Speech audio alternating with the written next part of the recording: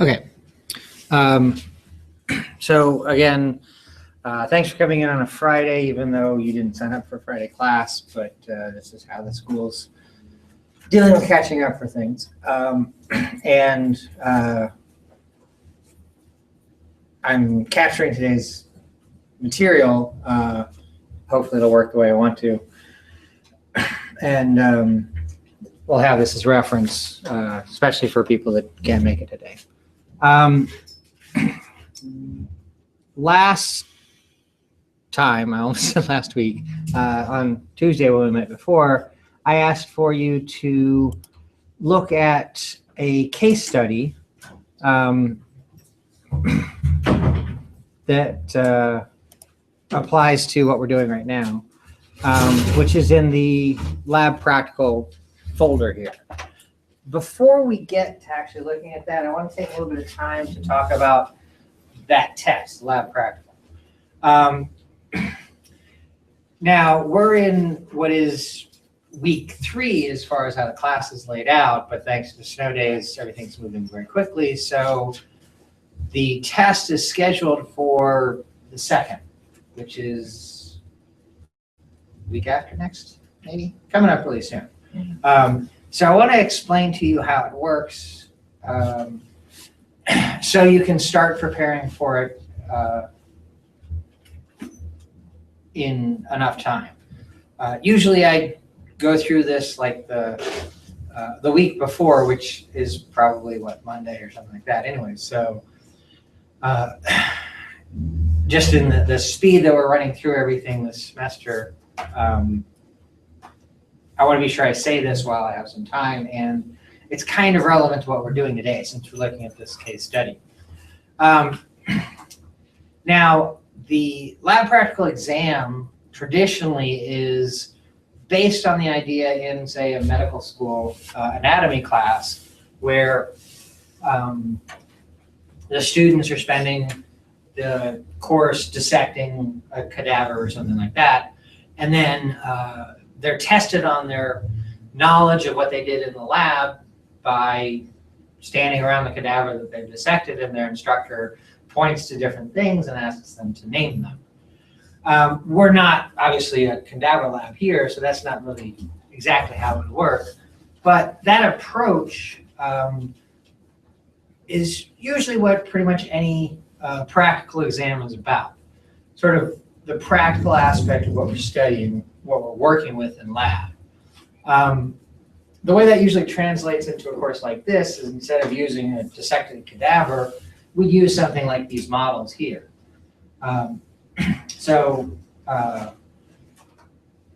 My colleagues, when they have these tests, what they do, like across the hall here, one of my colleagues does them rather often for her class because it's a rather high-speed class, but she has to come in like an hour before class and set everything up, and at each of the spots, each of the table spots here, she puts out a specimen or a model or a microscope of some sort. And the students go, and when they get to taking the test, they go to that station, look at whatever it is, and then there's some questions to answer about what they have, and they move through. So it's kind of the same idea as the gross anatomy approach that I talked about, where they're being asked questions about the things that they've been working with in lab. The way I do it is different, and there's a couple of reasons why I do it differently. One, which is kind of a minor reason, is that that's a really tough test to set up, just to get in here early and make sure everything's laid out and it's ready for you to walk in and take the test. I just don't like doing that. It's a burden. As I've been working here just over the years, it's gotten to be that we have more and more anatomy classes, and there's less time in between labs to get stuff ready. So I'd have to come in while somebody else is teaching a lab in here and try to set some stuff up, and then right at the last minute, scramble to get it all set up where it's supposed to be, et cetera, et cetera. I don't like that. With that kind of, also, it's not a great test to take. It's very different from the types of tests you used to take in college. And we have 2 of them. So the first time you take a completely novel test, you're probably going to suffer just because you're not used to taking that kind of test to begin with. And then you only have one more of those kinds of tests in the semester to kind of pull things up. When I was in school, I was in graduate school at a teaching medical school, whatever, university. And I helped teach the neuroanatomy class. And they did the same thing. So they had a practical exam where they were looking at dissected brains and that sort of thing.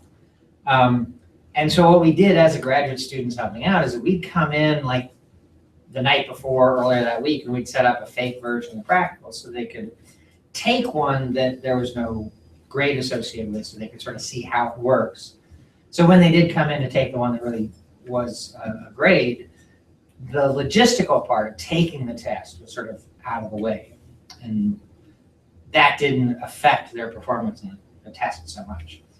I can't do that. I can't set up practical exams ahead of time. There's just not time within my teaching schedule. I don't have teaching assistants to do that. So just the physical setup of that kind of test, I don't think is very good. But more importantly, I don't think it's the right kind of test for what you're learning and what you're going to be doing in your eventual career. I don't think it's the appropriate way to test you on this stuff. So I've kind of reinterpreted the practical exam, and instead of about the practical material that you've been studying in the class, I think of it as more as a practical exam in the sense of being about real world examples. So the cases, like one that we're going to talk about in a little while, are real or effectively real clinical situations that have to do with what we're studying in this class. And framing the test around those sets up a way that I can ask you questions about what we've studied in this class, the basic anatomy and physiology, and relate it to that kind of real world situation. So that's how I've reinterpreted it. A lot of the test is the more traditional sit down with, a stapled set of pieces of paper and take it there at the desk in front of you. So logistically, it's not unlike a lot of other tests you've taken in your life. So that part isn't going to be a big deal. Now, besides the cases, the document that says cases in this folder, there's also a document that says outline. And I've done this. I don't really care for outlines. When I was a student, I didn't really do much with outlines. But I did want to organize the information to some degree. So I've laid this out so that the material that we've gone over in the first half of the semester, which is what the first practical is about, is all laid out here. And so what we did the first day, which was about how we find our way around the body, and I should amend that a little bit. What we were supposed to do the first day, which was about finding our way around the body and the body cavities, is laid out here. We, of course, couldn't do that because of the snow. We had to end early, so we didn't really get a chance to do that. I left it to you. A lot of it's covered in that first chapter in the book anyways, but here you can kind of see a summary of that material that we would do. After that, the next thing here, part 2, it says microanatomy, which is really what we're doing in our next class. That's the tissues lab, which is what we're doing next. What we're doing today and what we did on Tuesday isn't really on here so much. It's not exactly lab material. It's just this foundational stuff about the chemistry and biology that we're going to be working with all semester and throughout the entire course. So as a lab topic, after that first lab of, here's the body, how we find our way around it, the next thing we get into is looking at things through the microscope. Now, of course, we're looking at cells, and what we see in the cells are molecules that have been stained. So that kind of fits into what we've been doing this week. But really next week, we're going to be looking at the tissues under the microscope. So there's a little bit about that, looking at things through the microscope. And then the various types of tissue, which we're going to cover next week, are laid out here. with a few things about some of them added in. And that's the end of the second page of the outline. The top of the third page here starts with the skeleton, which is what we're doing next week. Wait, is that right? Why do the numbers in my head don't seem to work out, right? We have Monday and Wednesdays next week. Yeah. Oh, I know what it is. Yeah, the folder there that said the date for the practical, that's not the right date. It's elsewhere in the thing. But so yeah, next week we're doing tissues on Monday, and then Wednesday we're going to be looking at the skeleton. Okay. Now technically Wednesday it says skin and bones, but we don't really get into the skin too much, which is because it's really just an extension of the tissue stuff. But anyways, so we get to the skeleton. And if you look over here with the slider, you'll see that we're only on page 3 of 8, and the skeleton is the rest of what's in this. What I did is I basically listed all of the bones, and I said something about them, a sentence or something about each bone. We won't have time to go through the entire skeleton, and so in this outline, I want to just provide some information about all the different bones. And what we do end up doing on the day that we talk about the skeleton, be more directed at some of the things you need to understand about the skeleton, sort of in a big picture way. So those two things, the outline and the cases, they're provided because they're basically the materials you need to prepare for this test. The outline is kind of a list of the things that we've covered so far in the semester in very broad strokes. Like I said, I don't really care for outlines myself too much. I didn't really use them as a student too often. I've put it here as a framework. A lot of students will think when they get an outline in preparation for a test from an instructor that it means that that's everything that the test is on. If it's not in the outline, it's not on the test. That is not at all how I work, okay? You're responsible for everything that's material for this course, okay? Now we're concentrating more on laboratory stuff for the practical, and I'll give you a better idea of how to make sense of what those things are in a little bit. But the outline is just there to kind of lay out what we've done so far, the basic units that the test is over. The cases actually are laid out to show you a better idea of what the test is going to be actually on. There are 4 cases in this document. Case 1 is about a football player who injures himself during a game. It doesn't say this in the case exactly, but I want to be sure that you're aware. The point here is he's damaged an internal organ in the accident he's had. And it relates to class because it's really the case that has to do with that first lab, where things are in the body cavities, directions, and that sort of thing. So from this, you really want to look at what's described in the case and figure out which organ was damaged and which body cavity that's located in. That's what the focus of this particular case is. Case number 2 is the one that we're going to talk about today.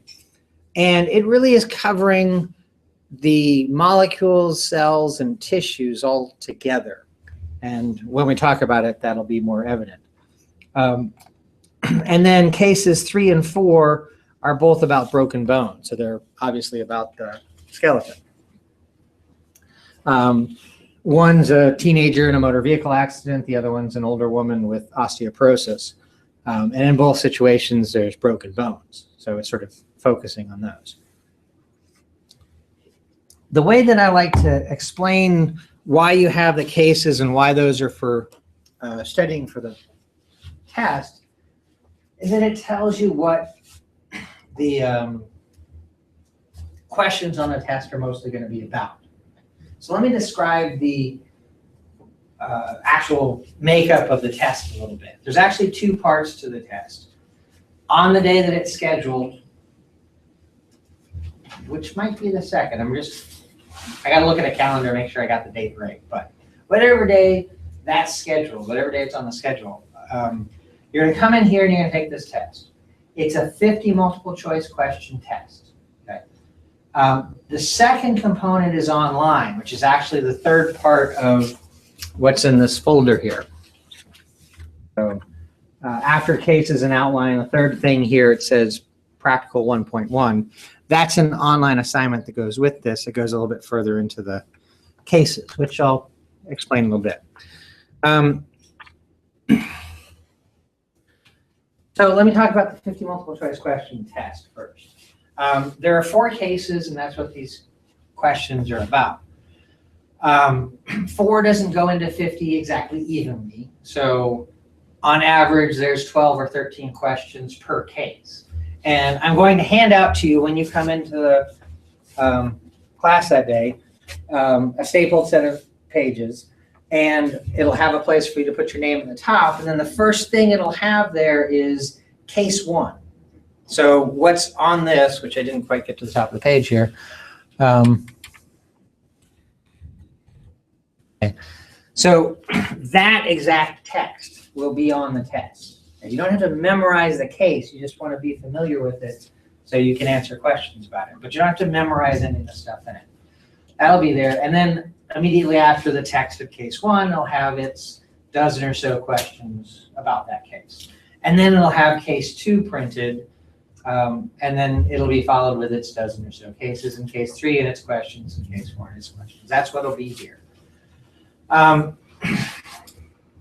The dozen or so questions about any given case are going to basically be, are going to basically fall into 3 categories as I see it. There's questions that are about the case. And by that, what I mean is, at the end of last class, I said, I want you to read through this case, pay attention to terminology, the symptoms, and the systems in the case. And we're going to discuss that for case 2 in a little while. But I assume coming into the test that you've all read all of those cases with that in mind. So I'm going to ask you questions along those lines. So I might ask you a question about what some of the terminology means. I might ask you a question about a symptom, or I might ask you a question about the systems that are involved. The symptoms and the systems are the physiology and the anatomy. When we're talking about a symptom or sign, whatever you want to call it, we're talking about a loss of function. Okay, function is physiology. And then we're talking about the systems that are associated with it. We're talking about the structures, the anatomy there. So that's the underlying A and P that we're talking about. For instance, and we'll get to case 2 in a little while, obviously, but the first symptom that's mentioned there basically is that she has a cough. Okay. So I might ask you something like, and this is not the question that I'd ask, but which organs are affected based on the symptom of the cough that she has? So what do you think that would be? Right. So she's coughing stuff up from her lungs or something like that. Now, of course, it would be a multiple choice question, so it might be A, kidneys, B, heart, C, lungs, D, bladder, something like that. Okay, so you have to pick from those which one's the appropriate answer. But that would be something that might ask about the systems involved or the symptoms or something like that. Of the dozen or so questions that we're talking about here, I'd say probably 4 to 6 of them would fall into that group, okay, that are just about the case. And you have the case printed on the test in front of you. You should have studied it beforehand, but you don't have to have memorized it. You can go back and look through it again. So will this be done like online or in class? No, this is physically in class. You'll have a stapled set of pages that you'll sit down in class and do it. Okay. That's the in-class portion. There is an online portion, which is different. This is the in-class part.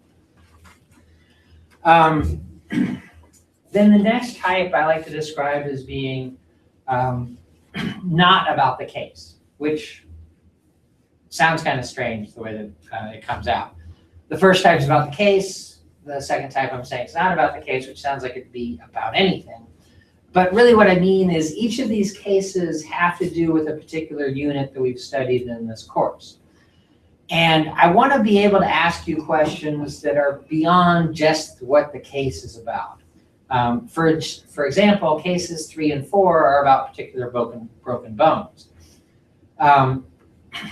It doesn't necessarily mention all of the bones there. Case 1, he's broken the 2 bones in his lower leg, some ribs, and his shoulder blade, scapula. Case 3, she's broken her wrists and ankles and some vertebra. But just because those are the only bones that are mentioned doesn't mean those are the only bones I'm going to ask you questions about necessarily. I might want to ask you questions about other things. So I just need a little latitude to go outside of the case, but still within the unit that case is about. Where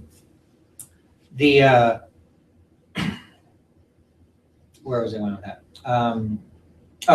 So of the dozen or so questions there, I'd say 1 to 3 of them would fall into that group. I'm not going to ask you a bunch of questions outside the scope of the case, but I do want the latitude to ask you some. You're responsible for studying everything, so I want some questions there. And then the third type of question is what I would call the more standard practical type question, like what my colleagues make the entire test about, which is I'll use some things like these models or microscope slides that you can look at through a microscope, or since we'll be doing the skeleton, there'll definitely be some bones that we'll have out. I'll put pieces of tape on the models of the bones or whatever, or the microscope has a little pointer in it, so I'll be pointing at something on the slide, whatever it might be. Kind of like the pictures in the microscope practical. Oh, yeah, we haven't got there yet. Yeah, I'll tell you about that when we get there. But you have a little quiz on microscope stuff, and I have digital images of stuff, and you'll see how there are things pointing at it. Yeah, I didn't think about that because usually I'm talking about this stuff after you guys have done the microscope stuff. But yay, snow. Anyway, so that kind of question. There will be 8 stations set up, 2 for each case. And they'll be laid out on the outside countertops here in this room. So whatever week it is that you come in to do this, you're going to sit down probably exactly where you're sitting now, because students don't usually move around too often, although Aaron, you're usually sitting there and you just completely mess me up. But yeah, you're going to be sitting somewhere.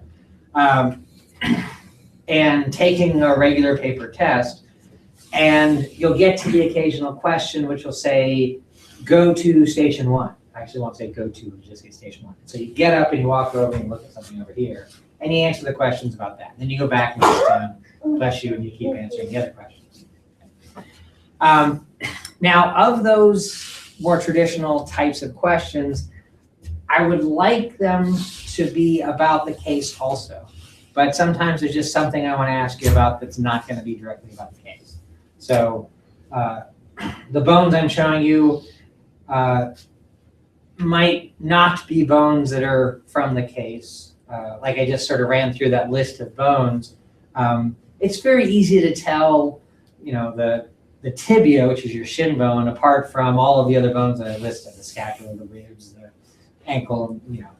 So it would just be a dead giveaway if I only asked you questions about the bones during the case, because they're very obviously different bones. But I have 4 different bones that all kind of look similar, and your job is to tell them apart, and there's no guarantee that the one that's mentioned in the case is necessarily the right answer. Then you have to kind of understand the question and think about the bones that are there in front of you, or something like that. So I might ask you a question a little bit outside the cases, but I try to ask those questions more about the case than otherwise. So of the dozen or so questions we're talking about, it's going to kind of work out that probably 8 or 10 of the questions are actually about the case, and 2 to 4 of them are not about the case, within the dozen or so questions that you can expect. So there's only a dozen or so questions for each case, or total? No, so each case, there are 50 questions total. So each case is going to have 12 or 13 questions, just so that it equals out to 50 total. So if you're looking at and case 3, which isn't on the screen right now, and and it says, you know, he broke his tibia, his fibula, certain ribs, and his scapula. Those bones are the ones that you want to study in the most detail. Okay. You should study all of the bones, but the majority of the questions for case 3 are going to be about those bones. So be most prepared for those. If you can study everything, then you're going to be the most prepared for the test as possible. But with the case, I'm kind of showing you what is most important to the questions you're going to be answering. So that stuff is there to help you study for it. Now, there is a second part to the test, which is this third thing in the lab practical folder. This is an assignment. It's made up of 16 questions, 4 for each case. Okay.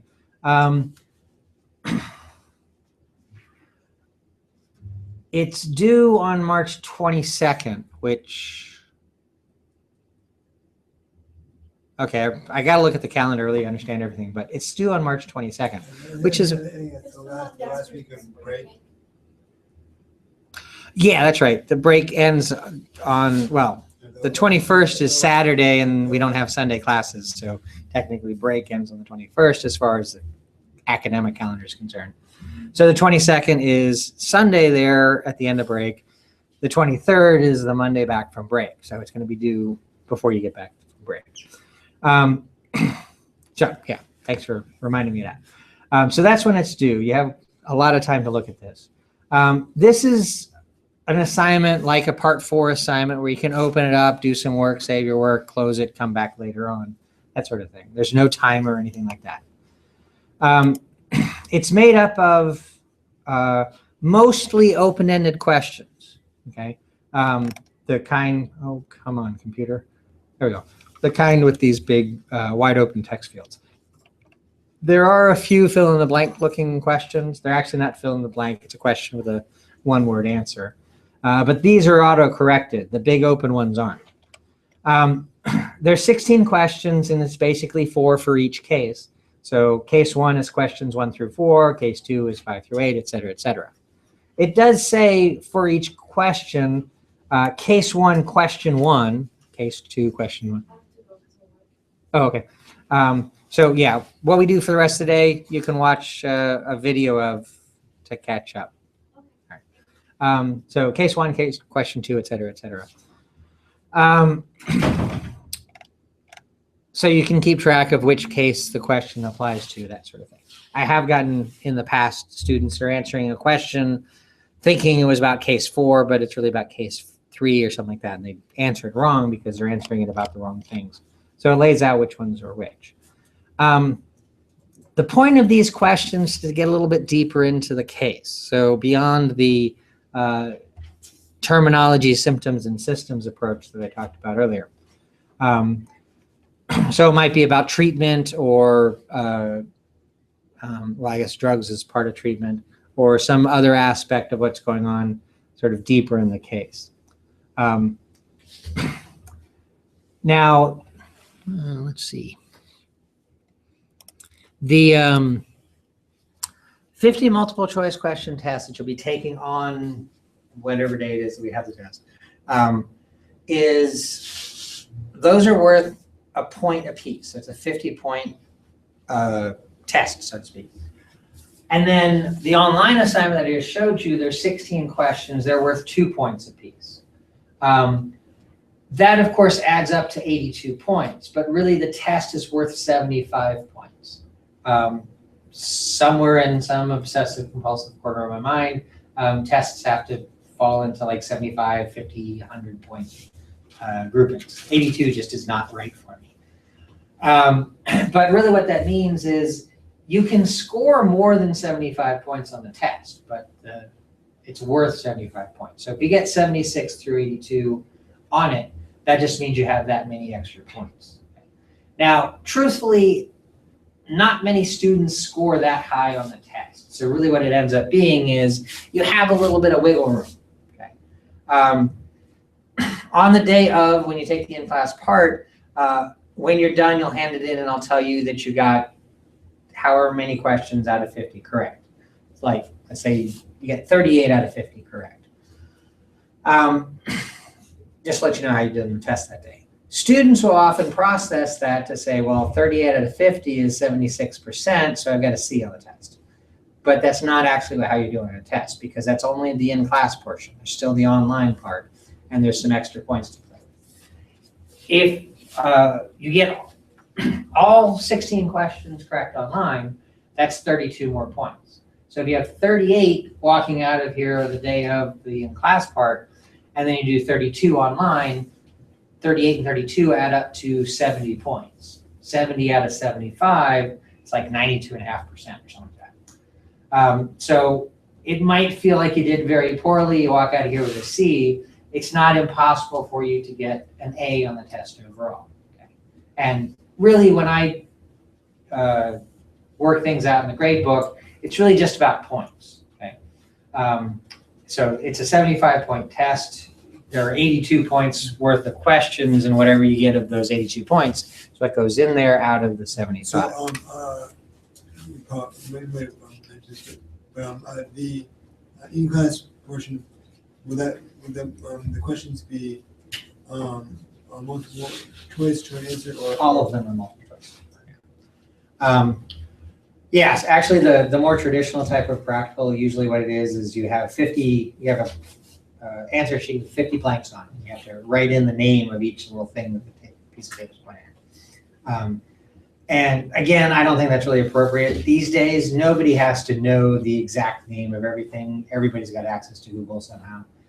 Someday in the future, not too far in the future, I'm sure, you're going to go into a doctor's office and the doctor's going to have an iPad or a tablet of some sort or whatever, and they'll be looking stuff up on that in the middle of the appointment. The doctor is actually probably going to be obsolete. I mean, it's nurses that are going to remain. Right. The doctor will just be a legal fiction in the future. But, will be a computer. No, it needs to be somebody who can take responsibility for it. But, nowadays, it'll be Watson. Right. Well, they only spend a few minutes with each patient nowadays, anyways. So they'll end up just being somebody in an office that signs papers, and somebody else is a real healthcare worker. But regardless, just the idea of having to know the specific name of every little thing that you're studying, it's just not realistic, because we have an extended memory in the form of a Google search. Okay? You don't have to memorize every little thing, you just have to know how to find the information. That's the way that the world's working these days. Which is, to answer your original question, everything on the written test is multiple choice. Now, I had said, you might get 38 out of 50 points in class, and if you get 32 online, then it comes out to about an A.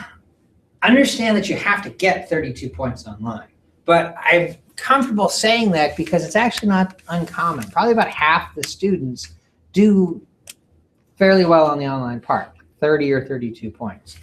I'd say probably the average for the online part, the average out of 32 points across all my students, across all the years, although I've never ever collected this data, but I would expect it's like 26 or 27 points is kind of the average. And it's not closer to 30, I think, because there are some people that just kind of don't get it and they get low grades and they just sort of pull that average down. But probably about half of the students really do quite well. So walking out of here on the day of the in-class portion, you feel like you've done pretty poorly, it's not impossible to imagine that score is going to end up reflecting maybe even 2 whole letter grades of improvement with the online part. Okay. The online questions, they're 2 points apiece, and grading is kind of just to make sure that you understand what you're doing, what the question is and what the answer must be. 2 people can answer completely differently on a question, but still both of them get 2 points. I'm just looking to make sure that you've read and understand the question and you've found information that addresses what it's about.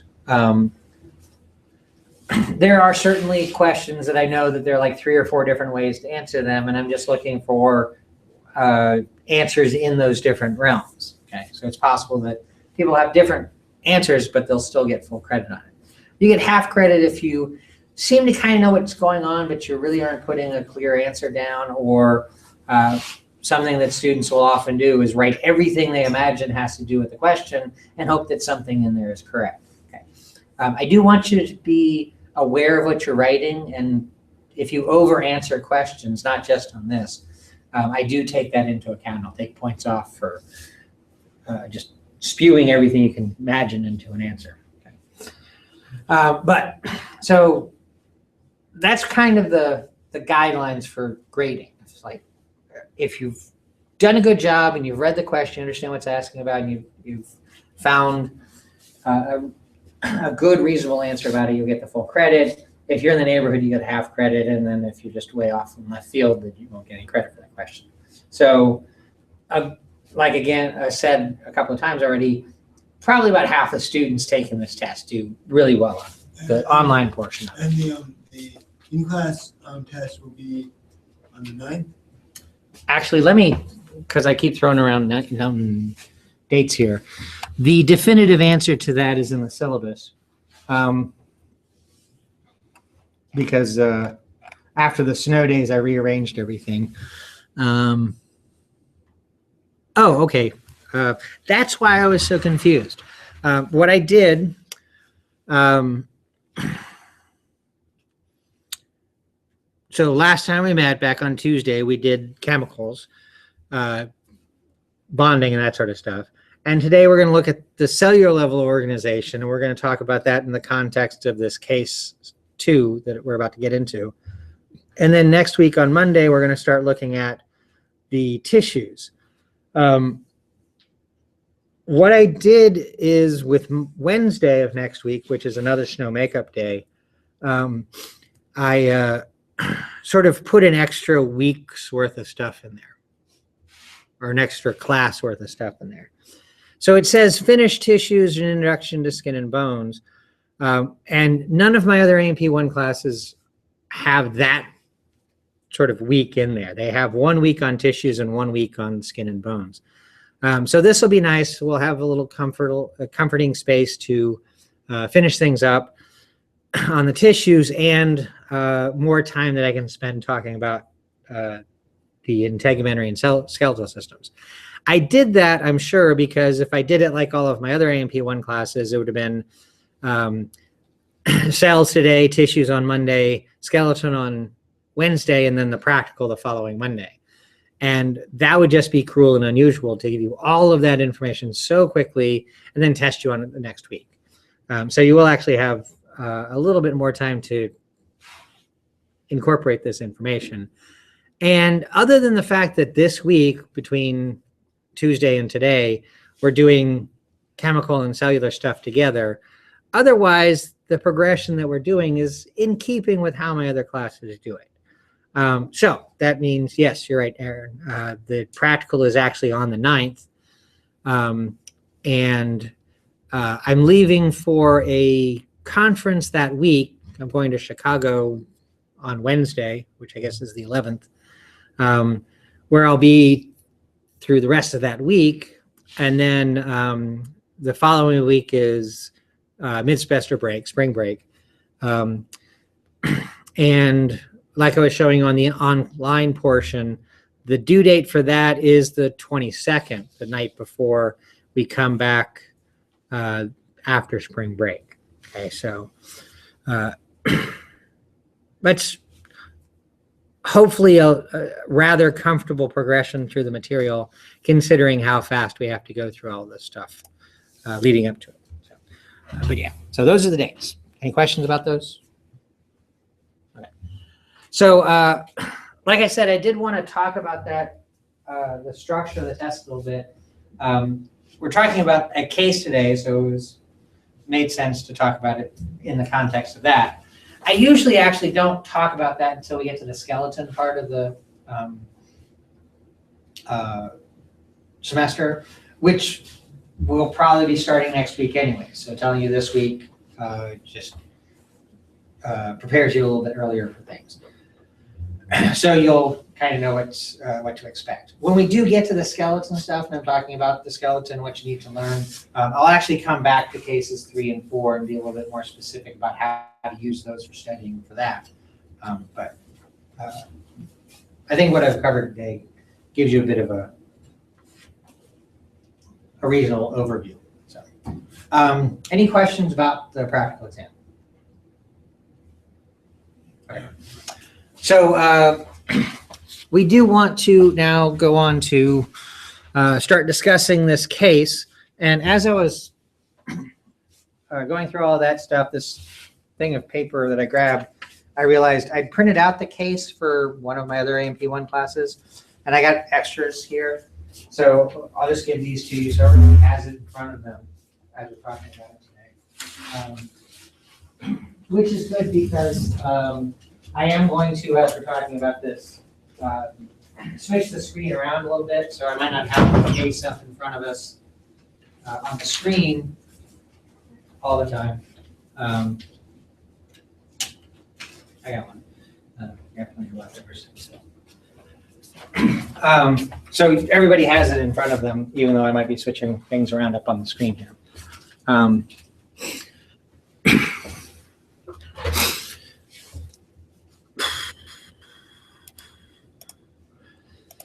Now,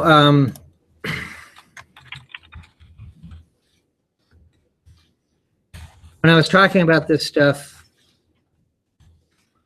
last time, I said you want to be prepared to talk about the case within the context of the terminology, the symptoms or signs, and the systems. So I want to go through that with this case here. Giving this to you ahead of time, asking you to read it beforehand, I would expect that as you were going through it, there might have been words and definitions you didn't know and you had time to look them up. But I do like to, at the beginning here, to go through those terms and make sure everybody understands what everything means. So what are the terms that you had to look up that you might not know?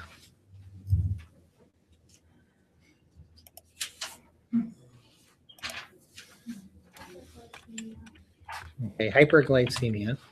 I like that this word comes up because I like to Break it down. sorry? Break it down. Well, I like to inform people of a way to understand new terminology, which is basically in breaking it down. When you look up a definition of something in a dictionary, online necessarily, this isn't always going to happen, but you should see an etymology for the word, which is what the different parts mean. And especially in scientific terms or medical terms, that can be very useful. So you can understand what a word means if you know what its parts are. So for instance, the first part to deal with here is hyper. What does that mean? Too much. Yeah. Above, high, elevated, whatever. And then Glucose. yeah, so that's the root for sugar. And if we just change the Y to a U, that's basically where the word glucose comes from. And what's heme from? Blood. Yeah, so like hemodialysis is a treatment of the blood. Normally when it's the beginning of a word, it starts with an H, but when it's in the middle of the word, the H disappears. So heme by itself means blood. So we've got high sugar blood, okay? That's basically what it means. Hyperglycemia is elevated blood sugar levels. What else?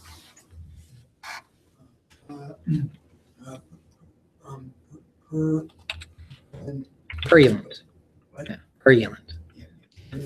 Which is, yeah, so usually this is the first one I get because it's the first word that people come across, but purulent and sputum. I had your guess as to what that means, and like just based on like the sounds and the context, my guess is it means like it basically phlegm in your esophagus. So that's what sputum means. Sputum is basically, it is phlegm, but specifically it's referring to what's being coughed up. Purulent means something specifically. Did anybody look up what purulent means? It's like similar to like pus. It means containing pus, right? Yeah. So purulent sputum just means that she's coughing up something with pus in it, which means that she's got an infection in her lungs. Okay. What else?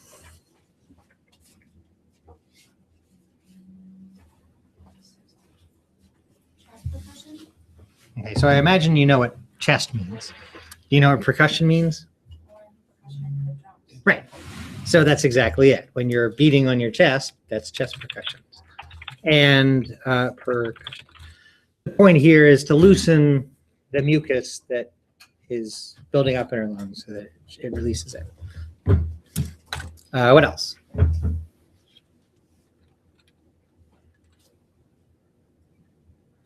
can't pronounce the word, but it's the word at the end of heart rate. It says heart rate. Yeah. 110 Tachycardia.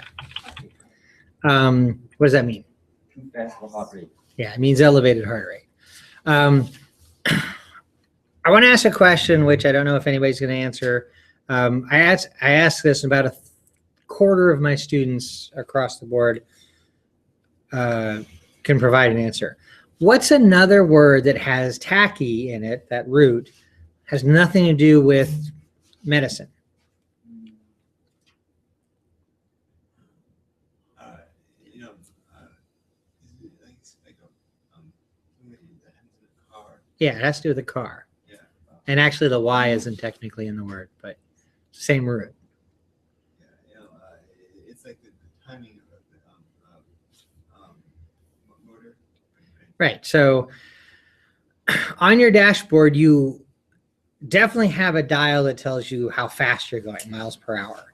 Some cars have another dial that's revolutions per minute, RPM. Okay. That's called a tachometer. So it's basically telling you the speed of your engine, not the speed of your car, but speed of your engine in terms of how many times the engine's turning around. Those revolutions are what make your car drive. So anyways, that's the speed of the engine. Tachycardia is speeded heart rate. They're related that way. Okay. And there's another word just very similar to that right on the next line down. If you had trouble pronouncing the first one, this one's really going to mess you up, but it's tachypnea. The P is usually silent in a word with that root to it, but since it's in the middle and it's after a Y, it's tachypnea. What's that mean? Too much, not too light, too fast for breathing. Yeah, so like tachycardia is an elevated heart rate, tachypnea is an elevated respiratory rate. What else? There's the HENT, which I've found that it means head, eyes, ears, nose, and throat. Right. But then there's polyp. Okay, so let me deal with this one first, then we'll get to that. So yes, make sure you understand abbreviations is important too. ENT is a fairly common abbreviation. Well, maybe not so much anymore, but it's ear, nose, and throat. So a doctor who specializes in ear, nose, and throat, which is officially called an otolaryngologist, which is not actually ear. Oh yeah, it is ear. What did I just say? Otolaryngologist. Yeah, otorhinolaryngologist, I guess. I'm not going to try to say that word. I'm messing it up, but it has a more formal name. But ear, nose, and throat doctor. And so this is a physical exam, which includes the ear, nose, and throat. So the other two letters, H and E, refer to the head and eyes. That's just a physical inspection of that region of the body. And in that, it was discovered she had a nasal polyp. Okay. What's a polyp?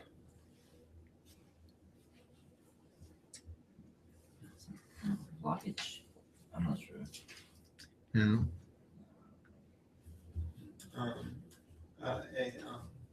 Like a globule,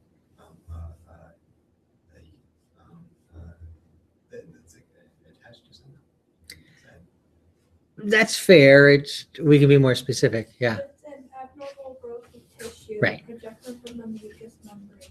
Right. So you said a globule. Yeah. Specifically, it's a growth. It's going to be kind of globule in shape, but it's a abnormal growth out of specifically a mucous membrane.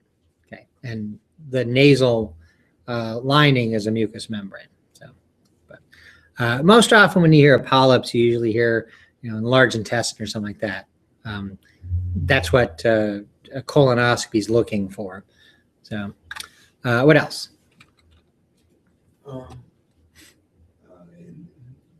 In the laboratory data has like a number of terms like FEB,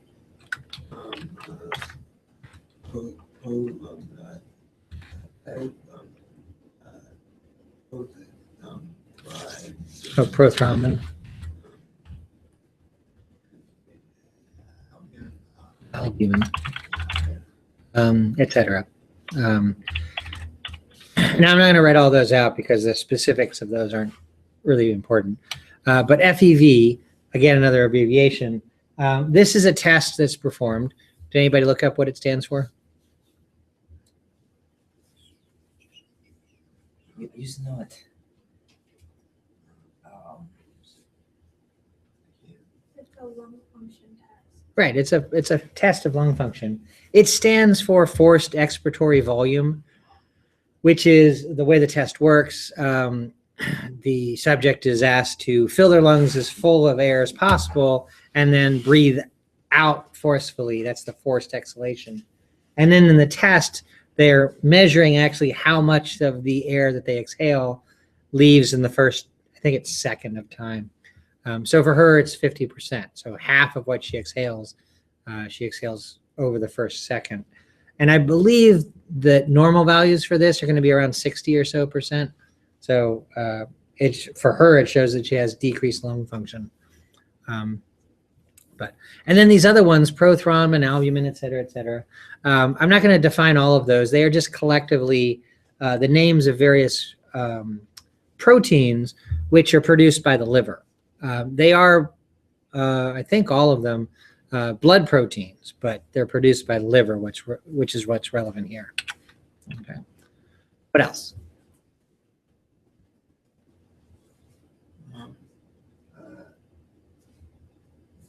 I think it's pronounced agophony. Anybody look that up? Let's cut a little bit of this silence out for the rest of the day. Did anybody look anything up? No. Okay, so we'll just go from the words you don't recognize right into definition. I won't ask you if you looked it up, and we'll just cover it up. So agophony is a breath sound when you have problems breathing. They're listening with a stethoscope to your lungs.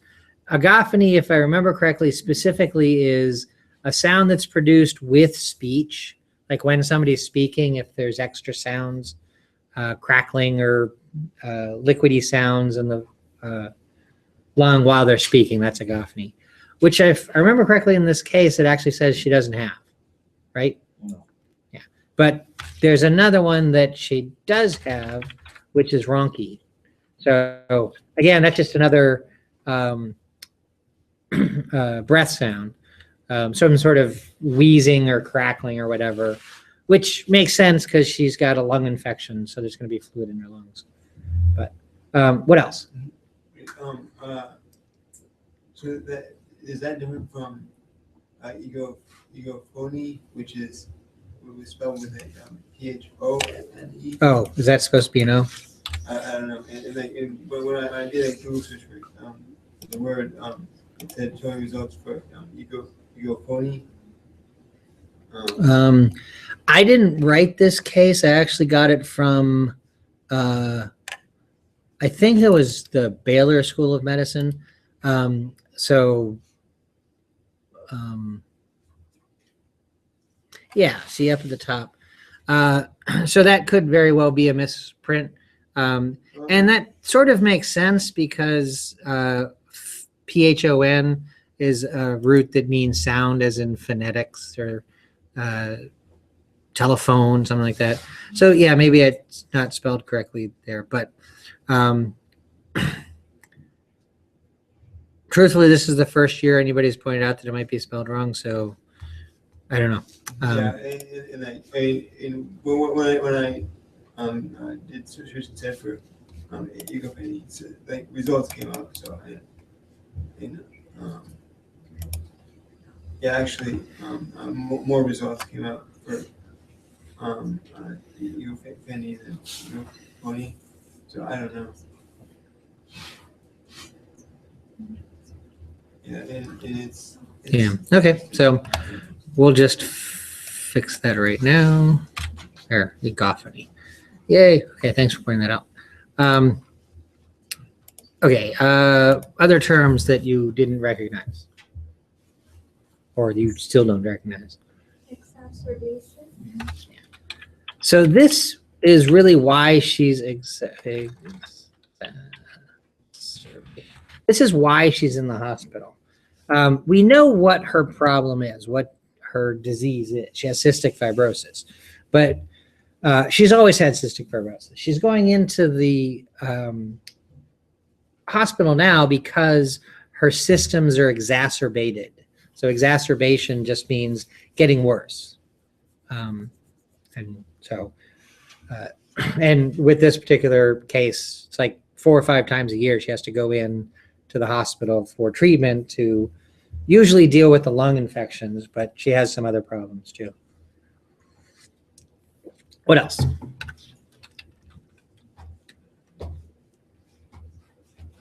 Should we know what the medication means? It's useful, yeah. So what's the first thing listed there on the medication? Pancreolipase. Yeah. So when something ends in ASE, what does that tell us it is? Yeah, that's the ending for an enzyme. And usually the rest of the word tells you what the enzyme does. This one actually, the rest of the name for the enzyme is just LIP. A lipase is an enzyme that breaks down what type of molecule? Lipids, right. The rest of this word is telling you where this particular enzyme comes from. Yeah. So we're going to see that she has some problems with her pancreas, which actually goes with the hyperglycemia that we saw earlier. So there's a couple of functions of the pancreas that are highlighted in her symptoms. One is this. So she doesn't have this enzyme naturally occurring in her body to make use of. So she gets the drug right after pancreolipase. In parentheses, it says Creon, which is a trade name of a drug form of this enzyme. Why it's called Creon, I actually don't know, but that's the name of the drug that she's getting. Sort of like if it said ibuprofen and then in parentheses said Advil, just the trade name of the drug. Okay. So we can stick on the medications part. There are some other words in there that you probably don't know. NPH. Okay, so not just NPH, but NPH is a type of insulin. And then the other one is Lispro insulin. And I want to mention those two together because I don't care too much about what NPH stands for or if Lispro means something, but rather these are two different types of insulin treatment. When does she get NPH insulin? Before breakfast. Yeah, so she takes it once a day in the morning. And when does she take it? Lispro. Yeah, so she takes that before each meal. So she's hyperglycemic. Her blood sugar levels are high. And when you have that condition, which is diabetes, you need to control your blood sugar levels by taking insulin when it's needed. And there are two forms of insulin here. NPH is a slow-acting insulin. So she takes it once a day and it helps to regulate her blood sugar levels throughout the day. And then Lispro insulin is fast-acting. So she takes it before each meal when she knows she's going to have a little spike in blood sugar levels from the food she eats. So it's just a way of regulating or maintaining her blood sugar levels. What else? I personally know what this means, but it's the gastroesophageal reflux. Okay, so gastroesophageal, I spell that right? Yeah. You got me all messed up with the agophony thing. Okay, esophageal reflux, which is normally abbreviated how? Yeah, whoops, the right little letters there. GERD. GER obviously is gastroesophageal reflux, and then the D is disease. So what is it? It's an issue with your esophagus where you get stomach acid.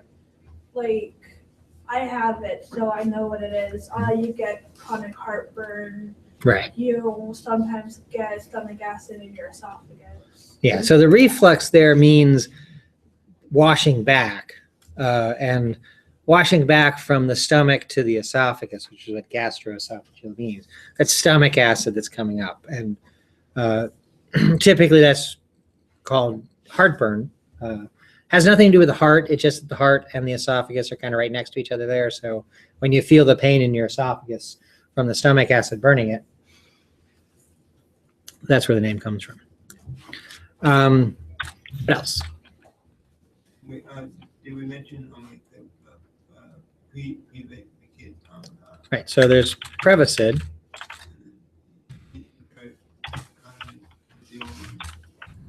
And I can't remember how to spell that.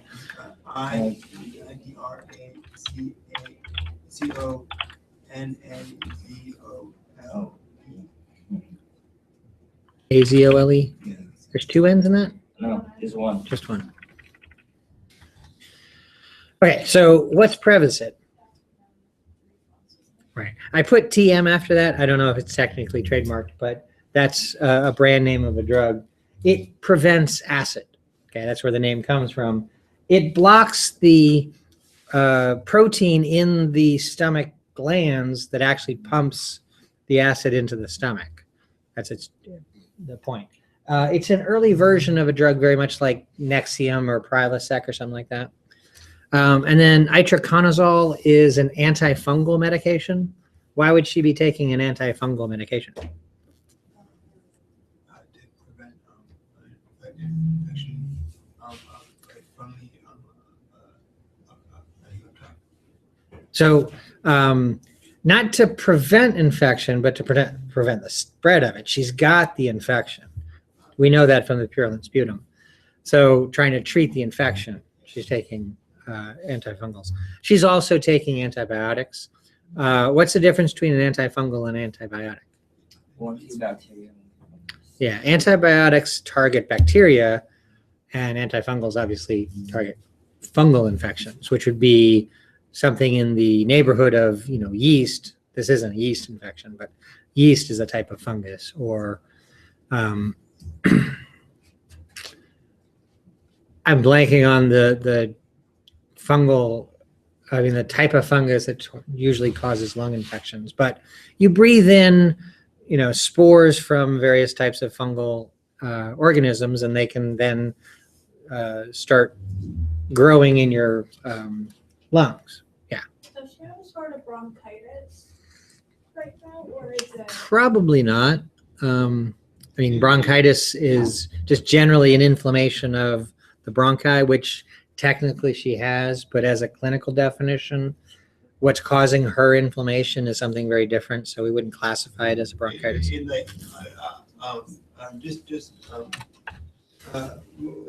Looking at medication she's taking, it's possible that some of her issues are due to the fact that she's taking the antibiotics and fungals and things that are depleting the good bacteria in the gut, and so there's been a lot of recent research that has shown that often taking the right dose of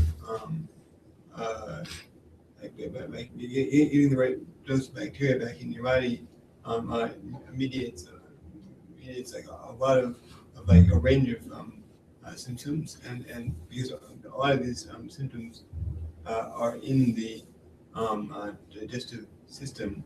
Yes, but we can explain all of those digestive functions because of the cystic fibrosis. So, yeah, certainly there might be some interplay between the medications she has, but the reason why she has these symptoms are because she has cystic fibrosis. She had the symptoms before she started taking the drugs. So, and part of what we're doing today is to get to the reason why she has these kinds of symptoms, because it gets to what's going on in cells and that sort of thing. Any other terms here?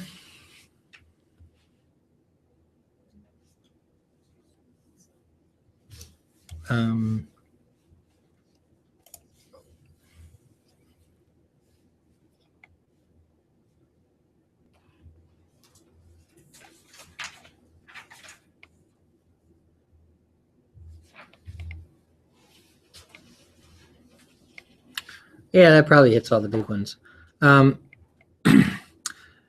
So I just wanted to go through those words just to be sure that everybody's aware of what most of those things mean. And in talking about some of them, I also got to address a few things that have to do with this condition or this case. So now what we want to think about are, what are the symptoms and signs that we see described in this case? So what's going on with her? She has short breath. Well, so I started off with telling you, first off, that she has cough, but she also has shortness of breath. SOB stands for shortness of breath, not son of a bitch. What else? Fast heart rate. Okay, so she's got an elevated heart rate. Low blood pressure. You could say that. What is her blood pressure? It's 136 over 77. Oh, wait, not low. Say that again. 136 over 77. Yeah, 136 over 77. That's not low. That's actually high. Okay. What is normal blood pressure? What do we usually consider? 120. 120 over 80. So 136 is definitely higher than 120. And when we're comparing those numbers, it's the top number that's more important. Okay.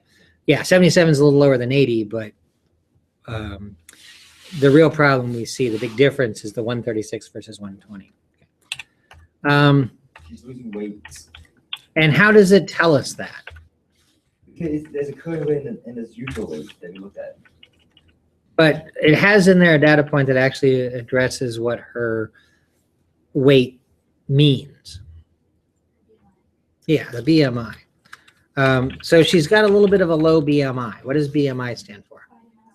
Yeah, this is simply a ratio of height to weight, which is not necessarily the most inclusive data point, but it does say something about, for somebody her size, she should be weighing a little bit more. And that's actually going to be important to think about later on. What else? Your skin is a little warm. Yes, it probably is, but there's another thing in there that kind of addresses why her skin is warm there. When somebody's skin's warm, what does that usually indicate? Yeah, so she's got an elevated body temperature. She's got a fever there. So you would expect her to feel a little warm to the touch. It's a fever. It doesn't have fever. She's got, what, 101 point something temperature? 104. Yeah. What's normal body temperature? 98.6. Yeah, so 101 is definitely elevated there. Right. It's a low grade temperature, but still it's a temperature, which goes with the fact that she's got an infection. So what else? Wait, what's the average temperature for human? 98.6. In Fahrenheit, 37 in Celsius. So, but I don't offhand know the conversion of 101 point whatever that is to Celsius. So. It's like I am, because this is a science class. But. subtract 32 divided. Yeah, I know how to do it. I'm just not going to do it in my head right now. Anyways, So, what else? low aluminum. Okay, so all of the proteins listed there, collectively, I just want to say that's low liver protein secretion. What else?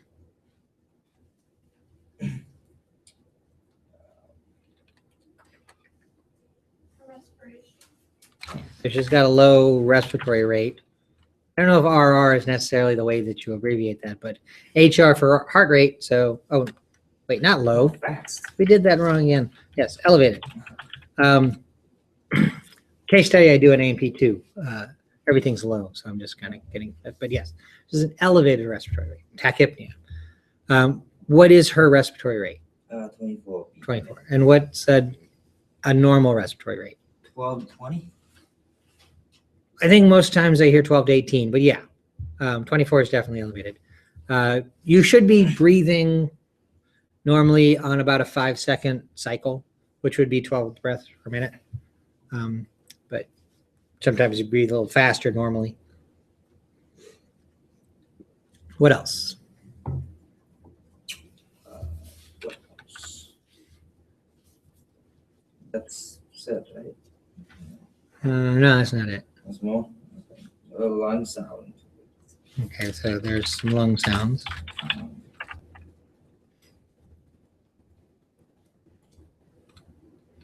What does her blood sugar look like? Pretty. Yeah, so she's got hyperglycemia.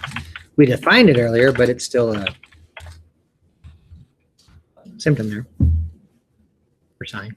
What else? Would her appetite be one? Like her appetite increased, so that means that her appetite was at a point. Where does it say that? Her appetite has improved. Oh, has improved. We're not going to put that in there. Actually, this case that I got from, I think it's Baylor, they used for another purpose, and I took some stuff out of it. I really should have taken that statement out, although by itself doesn't seem that important. And I'll explain why that statement's in there after we've talked about the case. Oh, thank you. Yeah, I will. Take it back. Well, I'm teaching until 5, so she's getting it back on Monday. Yeah. So I told her that at the meeting. Thank you. Thank you.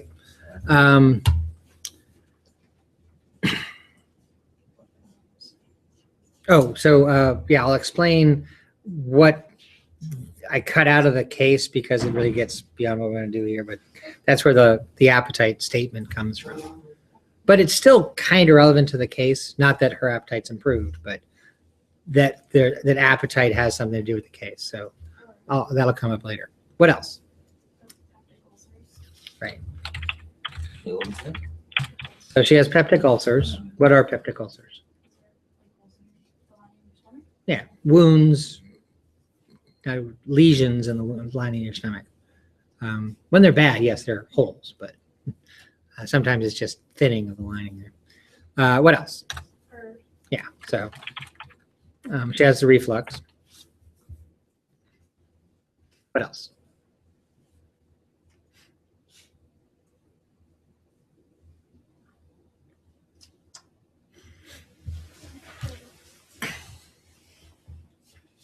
Doing this on the computer screen is kind of throwing me off because I usually do this writing it up on the board, and I kind of know when we're done because the list of symptoms basically is the whole length of the board, but typing it in here, it's kind of hard to see. What was that? No. I think you're just saying that. What about her physical examination? Do we know?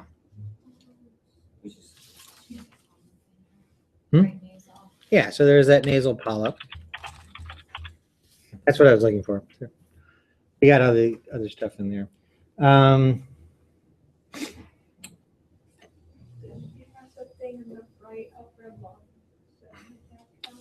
Yeah, what's the word they use there? Inclusion or? Oh, well, yeah, we have lung sounds. That includes that. That's right. This one doesn't have a. There's another case I used where there's actually a X-ray of the lung. And there's a part that's got some inclusions in it. But now there's another thing in here that I want to mention that's not a symptom in the case, in how this case is told as a story. It's not something that she's in the hospital for, because it was the original symptom that she ever had. And if we were to test her again, not symptom, I should say, sign that she originally had. If we were to test her again when she's in the hospital now, we'd still see the same result. They're just not doing it because they saw it the first time and they know that it's there. It's actually an important part of her original diagnosis. So what's the earliest bit of data that we have according to this case?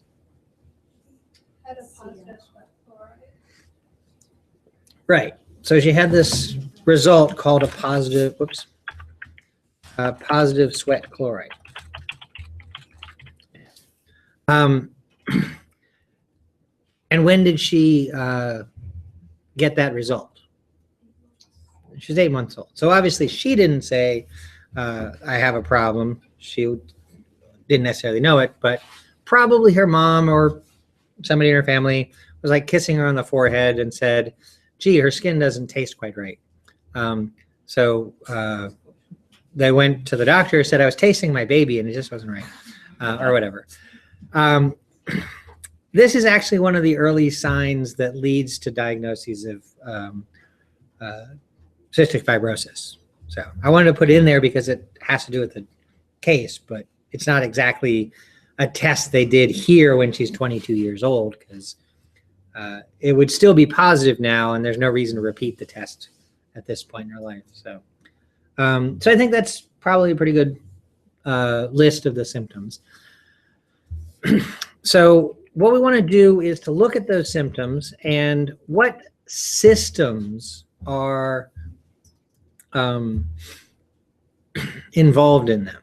Now, in asking this question, and with this case, it's not that big of a deal, but in other situations it is, don't start trying to solve the case. Don't say what's behind causing something, but rather we see that there's a function that's compromised. We see a symptom or a sign.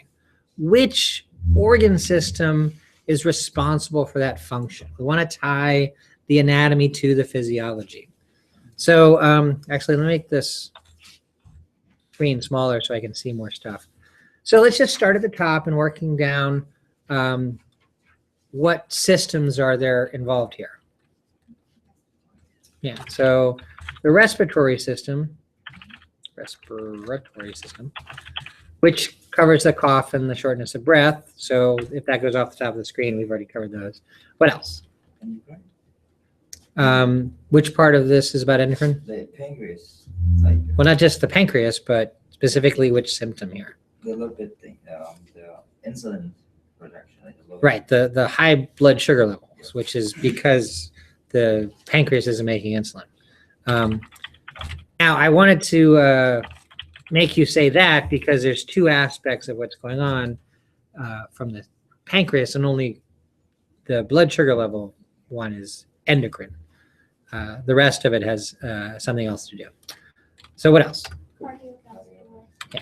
So before it goes off the top of the screen, definitely the heart rate and the blood pressure problems are cardiovascular. What else?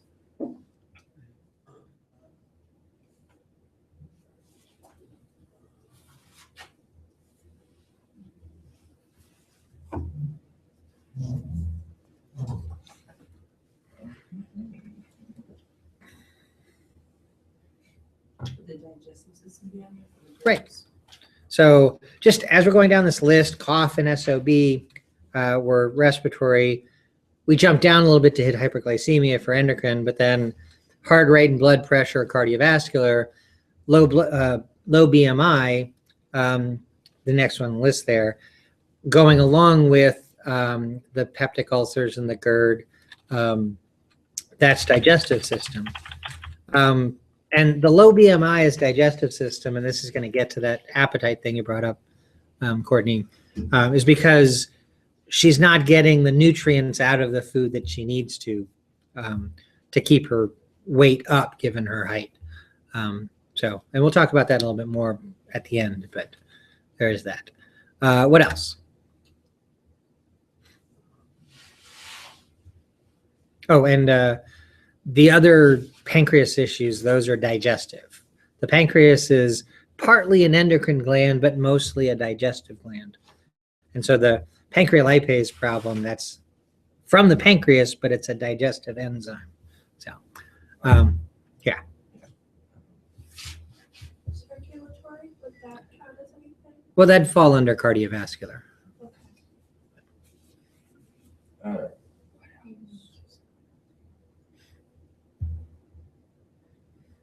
And for this last one I'm looking for here, I actually set it up by asking you for the last thing there on the list of symptoms.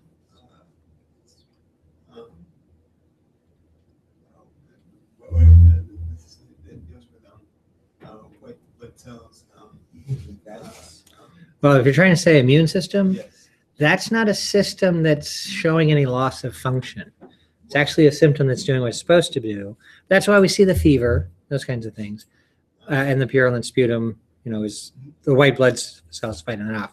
But that's not, Wouldn't that be so what you're looking at things that are not functioning correctly, not things that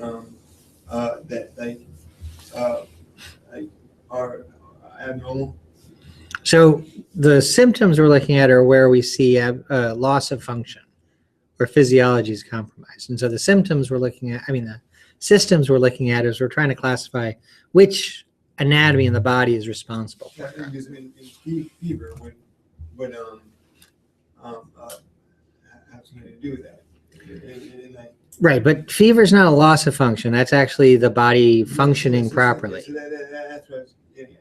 Yeah. So you're looking at things that aren't functioning correctly, not things that are like out of the Right, no, not what in the body is different from normal, but rather where are we seeing loss of function. So fever is not a loss of function, but you are right, that would be an immune system function. And there's a reason why I want to limit that, and it'll come up later on. But in the list here, there's one more system that's represented.